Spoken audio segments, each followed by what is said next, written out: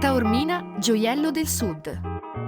Ciao amici di YouTube, bentornati o benvenuti sul mio canale. Oggi vi porterò in Sicilia, nella splendida Taormina. Taormina è una delle località più famose della Sicilia.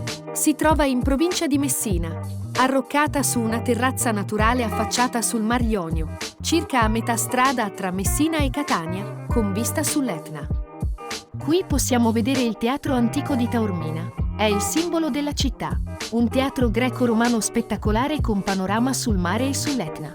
In estate ospita concerti e festival.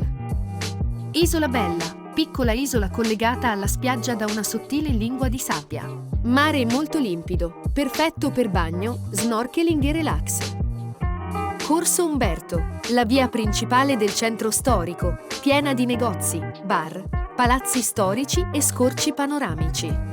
Piazza 9 Aprile, la piazza panoramica più famosa della città, ideale al tramonto. Duomo di Taormina, cattedrale medievale con atmosfera tranquilla e carattere tipicamente siciliano. Castello Saraceno di Taormina, raggiungibile con una salita panoramica. Dall'alto si vede tutta la costa. Giardini della Villa Comunale, giardini pubblici molto curati con terrazze panoramiche sul mare.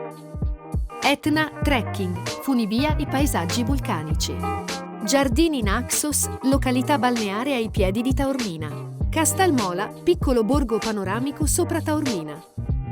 Taormina è una delle località più affascinanti della Sicilia orientale, famosa per il suo centro storico panoramico, il mare cristallino e i paesaggi che uniscono scogliere, baie e vista sull'Etna. Tra i luoghi più suggestivi della costa taorminese c'è la Baia delle Sirene, una zona marina tranquilla e molto scenografica nei pressi di Isola Bella.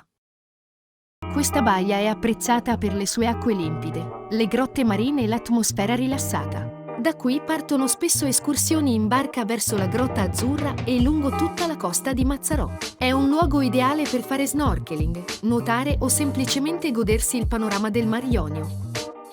Visitare la Baia delle Sirene significa completare l'esperienza di Taormina. Dopo una passeggiata tra Corso Umberto e il Teatro Antico di Taormina, il mare offre il lato più naturale e romantico della città. Al tramonto, i colori della baia e delle scogliere rendono questa zona una delle più belle della Sicilia.